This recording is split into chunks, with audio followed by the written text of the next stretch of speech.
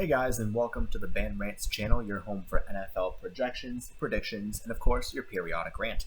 And today we're going to be going over the Carolina Panthers week-to-week schedule. I did the way too early, but now we have the actual week breakdown, week to week. So before I get into this, if you like what you see, please make sure to leave a like on the video, subscribe to the channel, and leave a comment down below if you want to see me talk about something else. And let's get started. So looking at the early part of Carolina's schedule, I expected them to have some growing pains with Sam Darnold, of course, learning a new playbook, being part of a new team. But their early part of the schedule looks very favorable. If you could have told, Carolina fans what week one game they'd want to open with, this would probably be one of them. This is going to be a win. There's way too much at stake for Sam Darnold to lose that game. If he loses that game and the Panthers have that bad of a start, they might be looking on the outside looking in this year. But I think they're going to win this one. Week 2 against the Saints, that one is going to be a bit tougher because New Orleans does still have a good team, even though they have a couple of quarterback questions.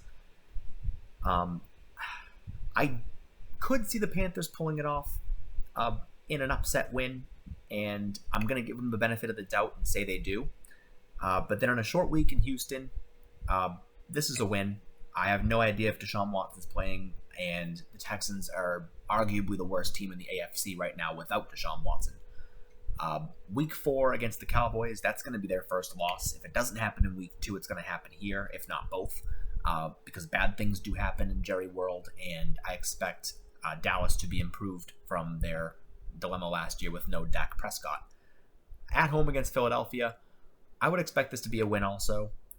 Philadelphia, I think, is also going to have somewhat of an identity crisis. New coach, Jalen Hurts officially having the job for the first time and adjusting to that. So I think that's going to be a bit of an adjustment period for the Eagles. Against the Vikings at home, this one could really go either way, in my opinion, because you do have two pretty tough offenses.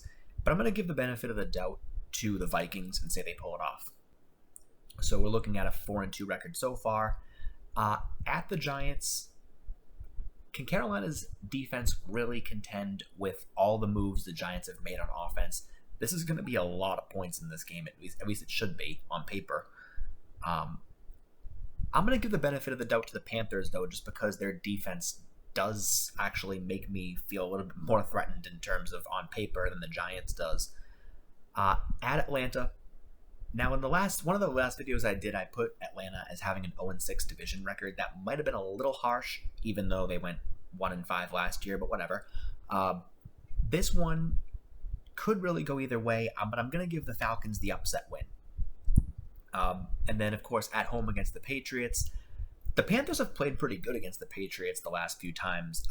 They've faced a couple of times. They faced each other, which has been I think twice over the last 8 years, but they've won both games. I don't expect that to happen this year. I expect Sam Darnold, of course, Bill Belichick knows him well. I expect him to have trouble against his defense.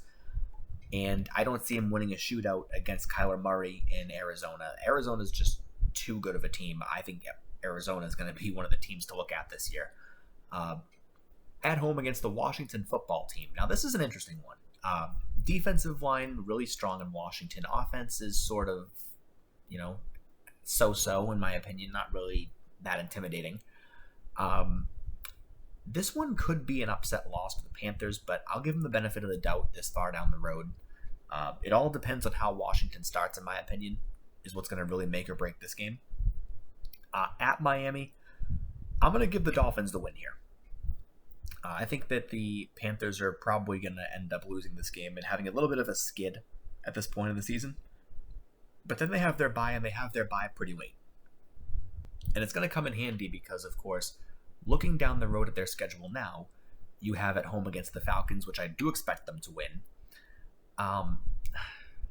At the Bills, that's going to be tough, and Buffalo could probably be fighting for home field advantage by now if they haven't already clinched their division. They'll be fighting for that too. That's probably going to be a win. Tampa's probably going to be a loss. New Orleans is probably going to be a loss, and they could finish off the season on a high note. But I think Carolina is arguably going to have a little bit of trouble just based on their strength of schedule. They've got a lot of tricky teams on it, and you could see a couple of these games flip. You could see them flip that Dolphins game, maybe pull an upset win over Dallas or Arizona. But for right now, this is what I have: 8-9, and of course, I don't expect Carolina to really truly be awful, but I expect them to have that mid-season skid is probably what's going to keep them on the outside looking in. But I do expect them to have a very average finish. So that's what I've got for the Panthers, and I'll see you guys in the next one.